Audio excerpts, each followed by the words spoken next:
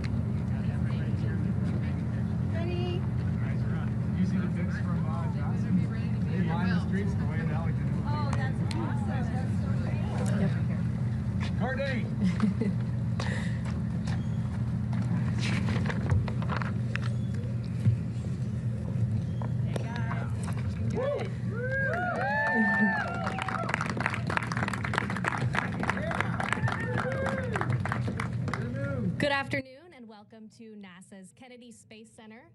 Moments ago, we saw the Artemis II crew arrive ahead of their historic mission around the moon, and they have now Para esta misión histórica alrededor de la Luna, la tripulación estará con nosotros y va a responder a preguntas de los medios. Comenzaremos con algunas declaraciones de la tripulación. Gracias, Courtney, y rumbo a la Luna. Creo que el país y el mundo han esperado mucho tiempo por esto. En mi nombre, de Víctor, Cristina, Jeremy y todo el equipo, ha sido un trabajo largo, un gran recorrido. Es excelente estar aquí con el calor de la Florida. El vehículo se ve fantástico en la plataforma. Víctor y Cristina nos trajeron. Ha sido un excelente comienzo del viaje. Los dejo con Víctor. Gracias. Buenas tardes a todos. Es maravilloso estar aquí. Nos encanta venir aquí. Nos encanta volar en estos aviones. Quiero darle un agradecimiento especial a nuestro equipo. Ellos hicieron todo para hacer posible que viniéramos en estos aviones, en la cuarentena, con todo su apoyo. Gracias y ansiosos por sus preguntas. Encantada de estar aquí. Como anécdota, en camino para acá, un controlador de tráfico nos preguntó cómo se veían las perspectivas para el lanzamiento, así que fue interesante ver cuánta gente está dándole seguimiento a la misión, habiendo estado en el equipo por 3 años, en mi caso más corto, otros han trabajado más tiempo. Queremos llevar adelante esta misión por todos ustedes. Una fabulosa bienvenida. Tuvimos una despedida increíble cuando salimos de casa rumbo para acá y es fantástico contar con el respaldo de todos ustedes. Uno se siente muy positivo. Estoy muy emocionado. Es difícil despedirse de la familia. Los veré de nuevo mañana. Pero ahí vamos, listos.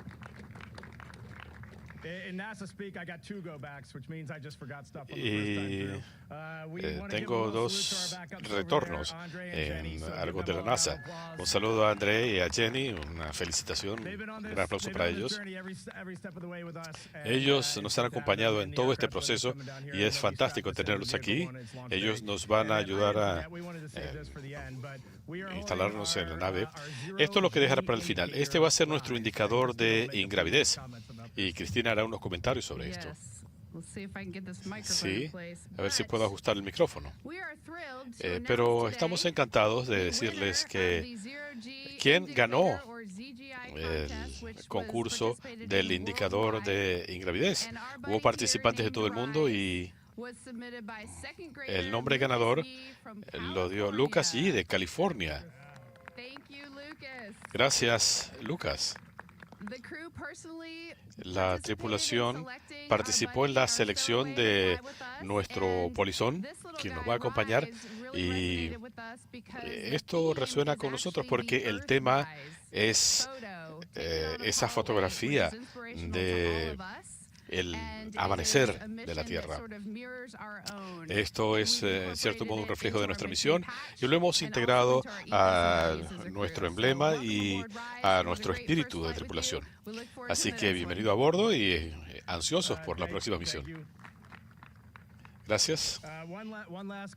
Una última nota sobre Rise. Aquí abajo hay un pequeño cierre y en el interior hay un microcircuito que tiene los nombres de todos los que se han presentado. Hasta esta noche pueden registrar su nombre y estará aquí dentro de una memoria. Sí, vamos a aceptar nombres hasta las 5 de la tarde hoy y pueden incorporar sus nombres. Y con esto vamos a pasar a las preguntas y respuestas. Tienen un micrófono aquí, den su nombre y el medio al que representan antes de comenzar. Gracias.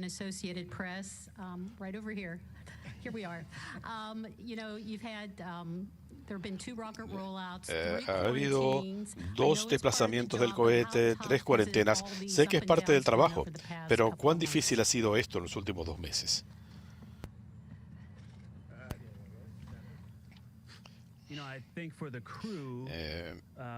Pensando en nombre de la tripulación, nos enfocamos en entrenarnos, en la preparación, en la seguridad. Sabíamos que esto era una posibilidad, lo hemos sabido todo el tiempo, como dices, pero nuestras familias son las que lo hacen posible y pudimos completar las cuarentenas con la ayuda de nuestras familias. Así que yo le quiero dar las gracias a nuestras familias por apoyarnos durante las diferentes fases del proceso. Pero así es. Esto dura hasta que llegue el momento del lanzamiento, así que todos lo entendemos. Y todavía tenemos que estar atentos a condiciones meteorológicas y otras actualizaciones desde ahora hasta que se abra la ventana de lanzamiento. Hey everyone, Mark Strassman, CBS. Good to see you all again. Reid, I think I'll toss this one to you if that's okay. Ever since the 4 of you were selected. Desde que ustedes 4 fueron seleccionados hace 3 años, se han enfocado en este momento y millones de personas los han estado siguiendo y algunos se han percatado que esto está por ocurrir. Considerando los elementos impredecibles del espacio, este es un vuelo de prueba. ¿Cuáles son sus expectativas para esta misión? Comenzaré hablando de el 1 al 6 de abril. Es la primera vez que tendremos a la tripulación en la plataforma con el combustible cargado. Estamos listos, NASA está lista, el vehículo definitivamente está listo. Ya hicimos la revisión, estamos listos para el lanzamiento. Pero somos seres humanos trabajando en una máquina sumamente compleja rumbo a la Luna. Así que si no estamos preparados en el momento, quizá haya que hacer una pausa de 24 horas, 36 horas, 48. Si es necesario, haremos otro intento, veremos qué sucede. Y si a la tercera salimos, perfecto. La sexta tentativa, si tenemos que volver a hacerlo en mayo, junio, cuando sea, estamos listos. Hablaba con Jenny, camino para acá, y siempre digo que no hay garantía, ni el 1 ni el 6. Hay muchos factores a considerar.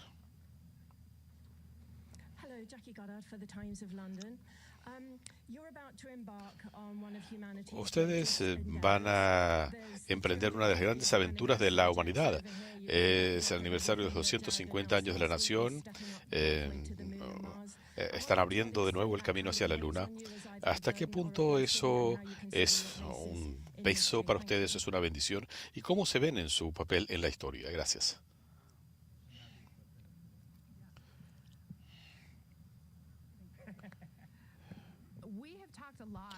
Hemos hablado mucho acerca de los cambios que se han anunciado y cómo vemos nuestro destino en el espacio, nuestro viaje a la Luna y a Marte. Y algo en lo que coincide toda la tripulación es que esto ha sido inspirador, motivador y es alentador. Hemos incorporado otros elementos en el entrenamiento porque ya estamos trabajando en ideas para el entrenamiento de la próxima tripulación y estamos contribuyendo a algo que es parte de nuestros valores como tripulación desde el primer día. En la exploración espacial, en misiones cortas o misiones prolongadas, como las que hemos tenido, esta es una carrera de relevo y el éxito se mide por el éxito de la misión subsiguiente y más. Great to see you again. Welcome back. It's been probably a year and a half since I got to talk to you guys. I'm James. I'm our local reporter from Channel 6. So I was wondering, what does it mean to each of you to be flying farther away from Earth than any crew before in more than 60 years of American spaceflight? You want to start, Jeremy? Well, I think for us, it's definitely not something we focus on.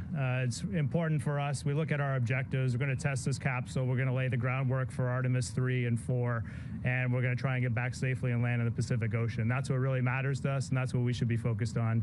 I love the fact that people highlight that, and communications highlights it. It is a milestone. If we do pass it, there's no guarantee we will, but if we do, we should celebrate the pioneers who came before us that put us in this position to be breaking a record like that, and then we should, throw that out to the next generation to say, hey, let's go even further.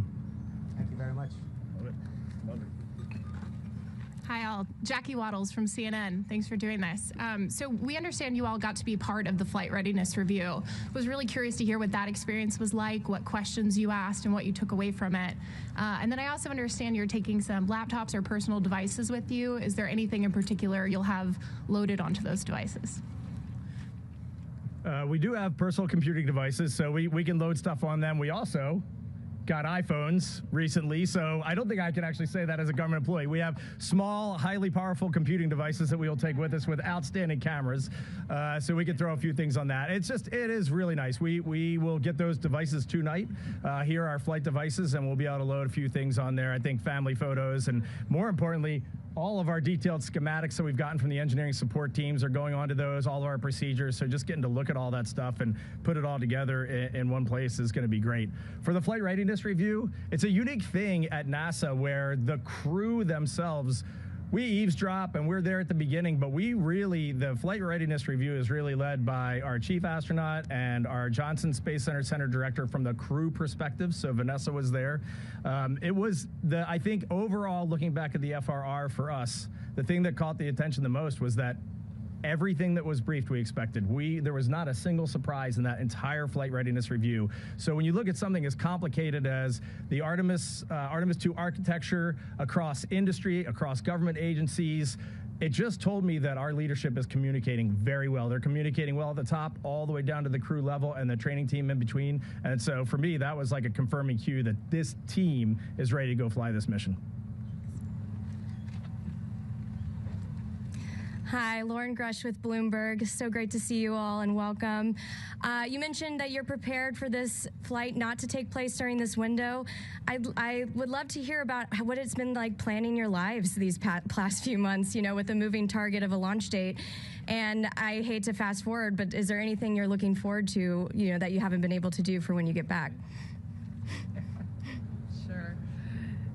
Yeah, I'll take a stab at that. I think that as astronauts, one of our jobs, yes, is to be skill trained, to train for all the specific things that we have to do. But it's also, there's some kind of bigger picture, almost theoretical trainings that we do along the way. One of those is being able to task switch. One of those is being able to be adaptable. And one of them is preparation without expectation. And that is something we go into this with straight away from the beginning. There's one thing I'm sure of, though, is every day that passes is a day closer to launch. And that's something that I keep in mind. As for things I'm looking forward to afterwards, just splashdown and being back on Earth. I haven't thought a whole lot past that. But yes, the to-do list in the folder of post-flight is growing.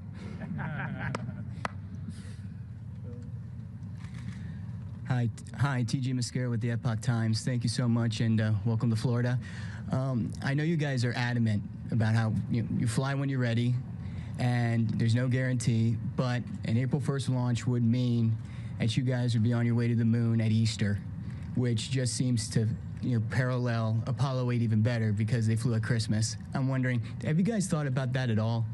Especially like concerning the fact that you're leaving your families back home?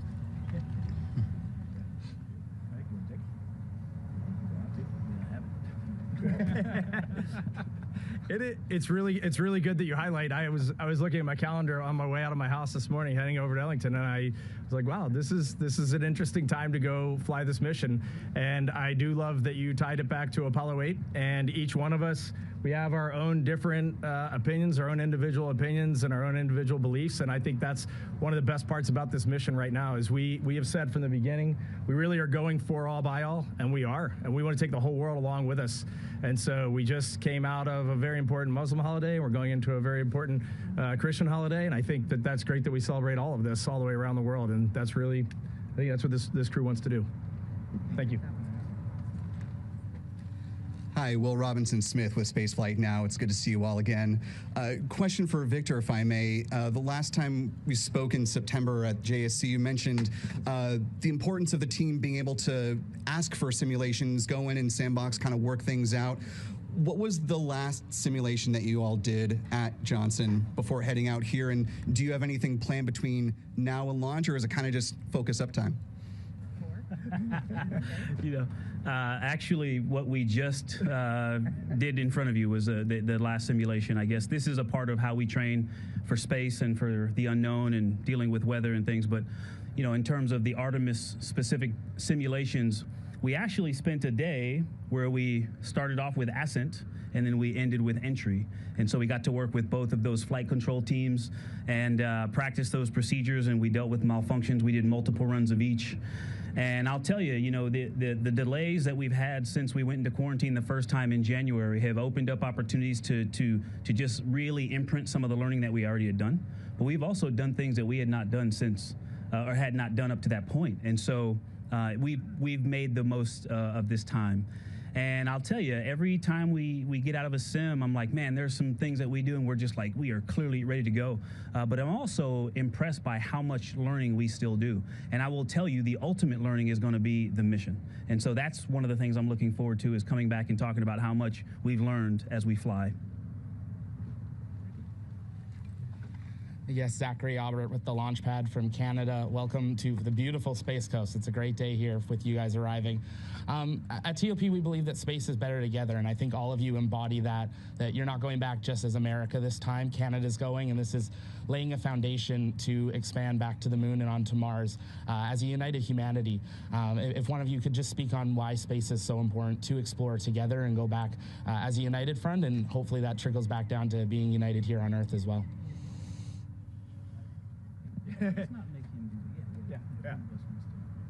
You just kind of answered your own question there. I think you did a wonderful job. So we are going back. The administrator has been hard at work this week talking about ignition and getting us. He's been talking a lot more than we have, for sure. So the plans that we have, the plans that this agency is setting forth and this nation is setting forth, we cannot do this alone long term. There is no way we are going to take this planet Earth humanity and explore the cosmos unless we are doing it coalition together, all of us. It is going to take significant investment. It's going to take significant development, new technologies, inventive minds. Everybody's going to have to come together. And I will echo what you always say. if you want to go fast, go alone. If you want to go far, go together. Like, that's been our motto from the beginning. And you feel that right now with the sustainable lunar base, habitat, architecture, and kind of the test, fly, test, develop approach. We have been missing that for a long time, and we are very happy to have that back. Yeah. And just to give a shout out, yes, we're taking a Canadian, but we also have satellites. You know, some of the CubeSats are from international partners, and the European Space Agency worked with Airbus to make that service module. So it is a team effort, and I'm glad you highlighted that. There's a lot of countries that are really cheering us on physically by contributing hardware for this mission. Thank you for taking us together. And Jeremy, thank you for taking Canada. Growing up in Canada, we didn't envision as students going to the moon, so thank you. Have an amazing flight. Hi, I'm Bert Dick from Ad-Astra Magazine, National Space Society. In the history of U.S. human spaceflight, the first flight of a crewed spacecraft and rockets only occurred a few times. Mercury, Gemini, Apollo, the shuttle, commercial crew with Crew Dragon and Starliner. How do you feel about making this first flight with Orion and the Space Launch System?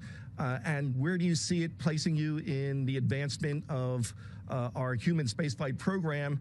And an add-on question, are you looking forward to that new capsule smell when you get into Orion?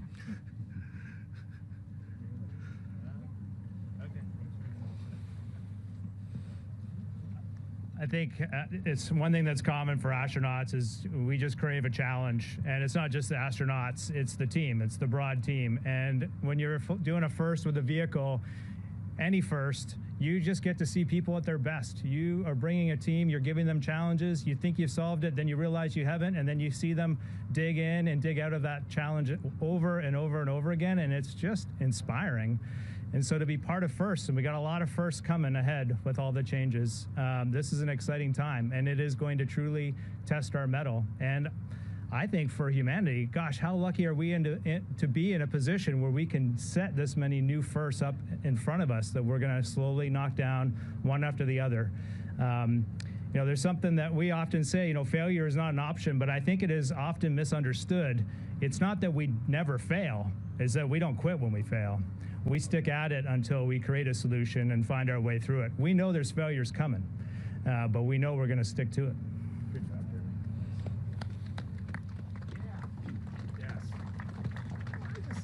Hello, Manuel Masanti from Exploración Espacial. Welcome to Florida. Christina, you're about to become the first woman to fly beyond lower orbit ever. I'm curious to know how that weighs in on you. If beyond being part of the crew, one more of the crew, do you feel that extra responsibility of paving the way for the younger generations, girls and other women following your steps? Yeah, thank you for that.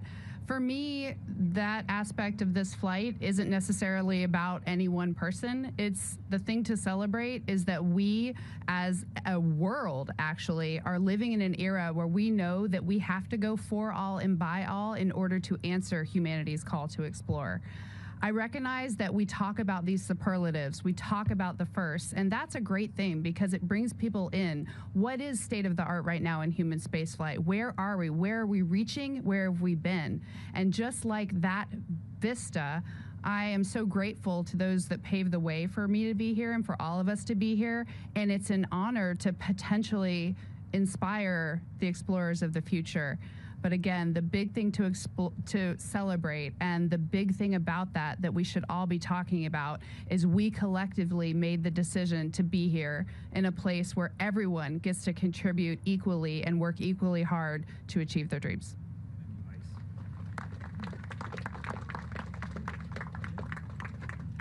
Hi, I'm Rebecca Morell from BBC News. Thanks so much for speaking to us today. A quick question for each of you. You're going to be spending quite a lot of time in a very cramped space. Do you have any annoying habits that you're worried about the others discovering? I mean, you probably know about them already, but please do share. Question for each of you.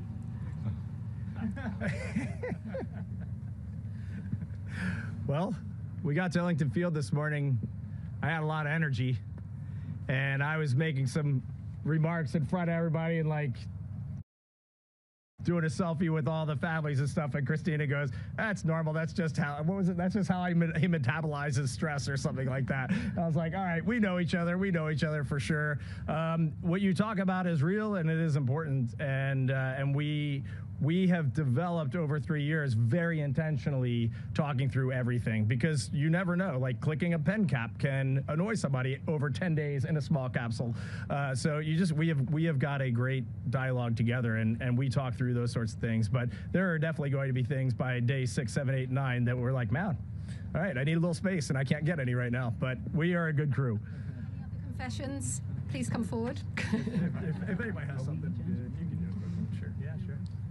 My initial instinct was to just say pass. My second instinct is to say I can't really answer it because they're the ones who would be annoyed. So I don't know. I don't know.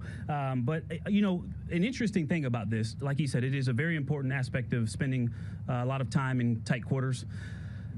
There comes a point also, like the joke Christina made about Reid this morning, that there comes a point where what maybe started off as a potential annoyance actually becomes a thing of endearment. And I think we have reached that point. We spend so much time together. We shared a stateroom on a Navy ship. We camped together. We've been in a lot of tight situations, and so they've actually become things that I think, at least I can say, appreciate about each other. And so I just wanted to share that aspect of it. I will say my annoying trait would be question avoidance, and I'm going to just speak around that. No, I think it really speaks a lot to how you worded your question, and that probably is how we're all thinking about it. What are we worried about that we're going to annoy other people? I don't think any of us are worried that the other people are going to annoy them, and for that reason, we're going to do just fine. And for the record, I have plenty. The one obvious one for me is I haven't lived in space for over 6 months like these three have, and so I won't know how to float and fly, and I'll be a bit clumsy up there. So I know that's going to be hilarious and annoying at the same time, some of that. The other thing I'll just share is we do have a toolbox, or a tool in our toolbox for this, is that, we have just really clearly stated to one another and believe it in our hearts that we never have any intention to annoy the others or not lift the others up. And so when something comes up, we know that it's not intentional, and we know that we can also bring it up. And so I expect the three of them to just tell me when something comes up that's not cool with them, and I'll just fix it. No big deal. Thank you so much. Hi, Don Haladiuk for the Canadian Broadcasting Corporation. A question for Jeremy. Jeremy, what can you say about, you're going to be making history here, being the first non-American to leave low Earth orbit. How do you feel, and what can you tell Canada about your feelings? I feel a lot of things. For sure, I feel a great sense of pride for Canada, because I have seen the greatness that we have within the country and the contributions that we are capable of making. And it's fun to see them. It's fulfilling to see them appreciated on the world stage. So a sense of pride in Canada for sure. And also, it is time to continue to evolve our vision as Canadians. What can we continue to do? What can we do next? And that's really exciting to me. I love that we have that Canadian can-do spirit, that what's going to be the next challenge? Yes, I'll be the first Canadian to fly into deep space, but we often say in this crew, the point's not being the first, it's making sure you're not the last. And what's someone going to do? What's Jenny going to do next for Canada, for an example? The other thing I always want to highlight and emphasize in a moment like this, that you must acknowledge the extraordinary U.S. space leadership that creates an environment where we can bring that excellence and demands that excellence.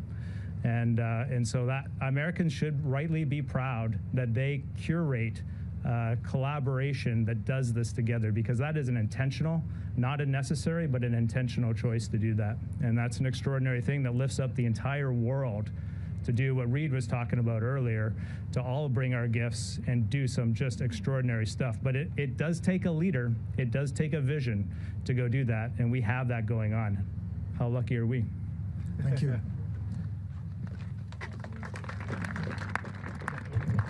Was that for me? Oh, sorry.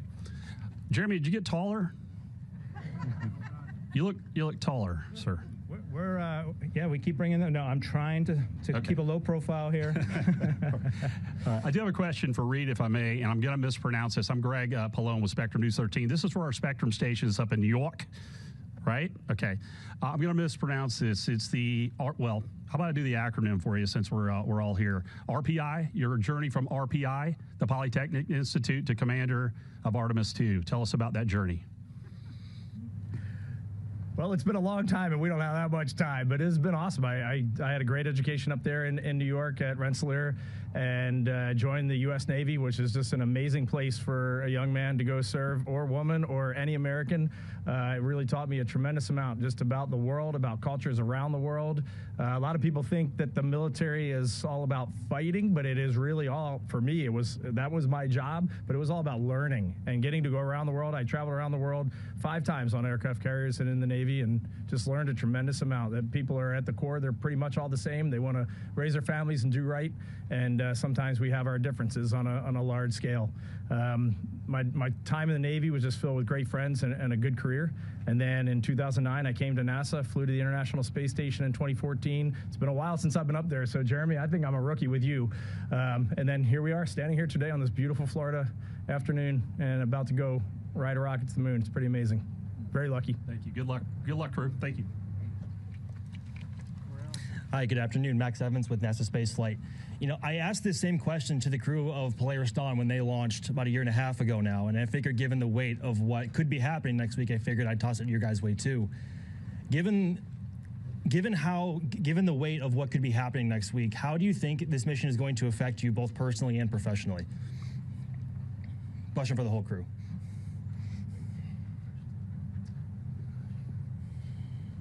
It's a deep question. Yeah. Wow. That is a deep question, and thanks for posing it. And it's interesting to have a Polaris Dawn crew member here as well. It underscores some things that are being said all the time. The golden age of space exploration. There's so many amazing things happening, and we should be proud, all of us. You know, I guess I'm not going to answer your question. I actually spend a lot of time keeping myself from thinking beyond the mission on purpose when I start to daydream about those things, just because I really want to focus and give my all to this task. And you know, a few of you have asked different types of questions about how do you think of this, the weight of this moment. All astronauts start a mission with one goal: to not mess it up.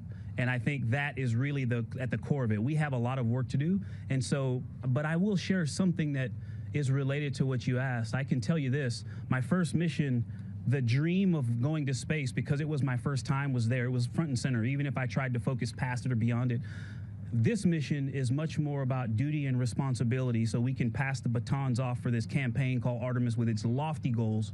And we live that every day, and then that's it. And then we want to back out and disappear while the Artemis III crew stands in front of this microphone. And so I personally really look forward to that period where I think personally and professionally it is going to satisfy all of this risk chasing that I've been doing for 27 years.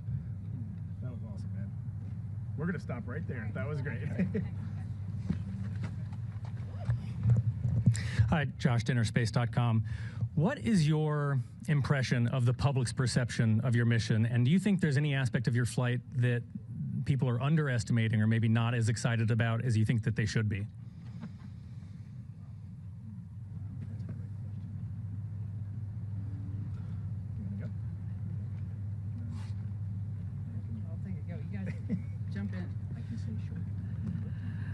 Okay, I can say that after 3 years, that's the first time I've gotten that question. So I'm going to wing it here. I think overall, some of the big picture things are that we are going to be looking back at an Earth where not every human is on Earth. That is new. That is different. We will have crew members and our colleagues orbiting Earth around the International Space Station, and we even have an event where we get to talk to them ship to ship, which I think is a really exciting moment to be a part of. And I hope people come along for that and recognize the importance of that milestone. I think another really cool thing that we're doing is the proximity operations demonstration, where we actually separate from our upper stage rocket and then use it as a target to manually fly a spaceship. That is awesome. I'm really excited about that. And of course, rightfully so, we keep talking about the destination, the moon. We are doing some awesome things and getting some of our most important flight objectives done in that really high Earth orbit that we take in that first 24 hours in space. So that's a huge one. And I'll say the other thing is our proximity to the moon. We're going to be somewhere between 4,000 and 6,000 miles from the surface of the moon, much farther than most of the Apollo missions. And there's actually a silver lining and an awesome thing about that, which is that if it's lighted in the right way, which we expect it to be, especially for this launch window, we have the opportunity to see parts of the far side of the moon with human eyes that have never been seen before because we have that pulled back perspective. And that's a really exciting thing to be a part of. I think our biggest wishes, though, for this, and I do think that as people come online learning about this mission, they are feeling, because of the questions we get and the feedback we get, is that it's for all of humanity. We really, truly are going for all and by all. I'm picking that up from the public, and I hope that it is just more and more impressed upon them that this is everyone's mission. Thank you. This is Pablo Fuente with Orbita Infinita. I'm speaking, as a content creator. First of all, thank you. You've been here 1 hour answering questions under the sun. It's a very hot day, so please hydrate. Thank you to the NASA team for allowing us to be here. Christina, you just mentioned this. You are going to see things that no human have witnessed before, at least with that perspective. Now that we know that you will have computer devices that can take video and pictures, how are you guys planning to share that content with the whole world? Because you are inspiring so many. Thank you. Well, a couple things to consider. It's the first time we go out there with humans, of course, and so we want to set expectations realistically. It's not like being on the International Space Station 250 miles away. The communication system may be really robust, and we may be able to get a lot of information back, but we might not be able to as well. And this is one of the test objectives, is to see how our deep space communication system works, how much bandwidth we have for transmitting high-resolution photos or video. And so I don't know exactly what you'll see during the mission, but we will capture it all on the cards and bring it back with us, and we'll do a great job of sharing that. We're excited to try our best to take some images to try and bring you along on that journey to see the moon, to see some extraordinary aspects of the moon, but also to see yourselves from the perspective of the moon. I mean, just imagine that, the moon in the foreground and that Earth in the background, and you're all in that shot. Yeah, we're really excited to share that with you. Hi, thank you for doing this. Thank you for doing this. Ken Kramer, Space Up Close. Speaking about talking back to humanity, I'd like to ask you guys, the Apollo crews did broadcasts in space, try to educate the kids. What are you guys going to do transmitting back on your way to the moon and back to motivate, educate, and excite the kids and everybody else? Thank you. I think we've all kind of hit on it. The first thing that we have to do is we got to fly this mission successfully. There is going to be a tremendous amount of unknowns. There's going to be things that we didn't expect. There's going to be comm linkage difficulties. There's just going to be all sorts of things. The first thing we got to do is we just got to fly this mission. And then layered into our schedule, our public relations folks at NASA have developed a very nice portfolio of outreach opportunities. I think the NASA flagship channel, which I believe is on YouTube, is going to stream this live 24/7. So if you're having trouble falling asleep one night, you can just pop that on and watch us for a little while. Spaceflight can be very slow, and it can be very awesome. But we are going to have a tremendous amount of outreach. We're trying to hit all the social media sites. We're trying to hit all the traditional media sites, and we're trying to stream 24/7. And then the other thing that I think we do is just, we have a pretty gregarious, outgoing crew that really feels bought into this mission. And part of this mission is bringing along the world for all of us to be in this together. So we are going to be involved, and we're going to be out there doing this. Thank you. Last question. Hey, good afternoon. I'm Brandon from Interstellar Gateway. This question can just go out to whoever it jumps out to the most. As someone who grew up watching Space Shuttle from right here on the Space Coast, and now being in the position that I'm in, I was wondering what's something that inspired you growing up that has kind of thrust you into the position that you're in now, about to launch around the moon?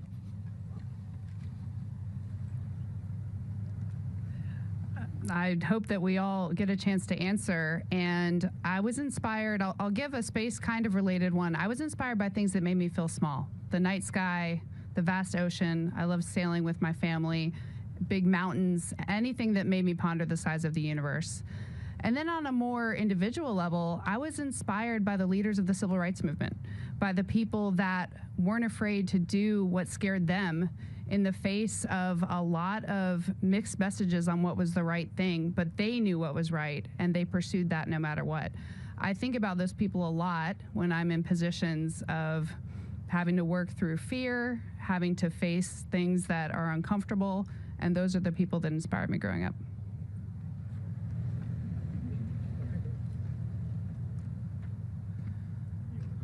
Thank you for the question and the opportunity to bring my parents into it, because it's them, my mother and father. And I know it's easy to say without my mom I wouldn't be here literally, but also not just from the birth perspective, all along the way.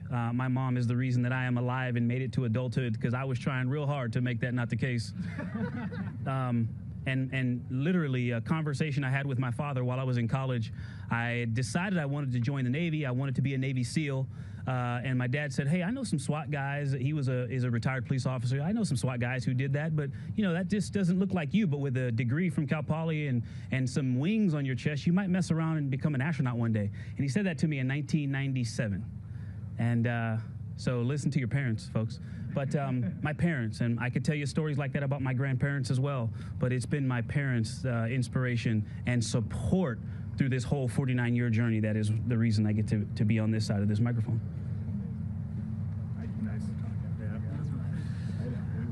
That's so poignant, Victor. For me, I've told this many times, I saw an image of humans standing on the moon in Encyclopedia A as a young child, but I went one step further. I wasn't just inspired, but I shared that with other people, like Victor's talking about, with my parents, with teachers, mentors, and people realized that this was something I was passionate about, and they used it to push me outside my comfort zone over and over again. I was also fortunate that I grew up watching the Space Shuttle program, and I watched Canadian astronauts fly. And so I think these mentors for me, it wasn't something unachievable. They were actually seeing Canadians fly in space, the Canadian Space Agency through NASA, and that was very empowering.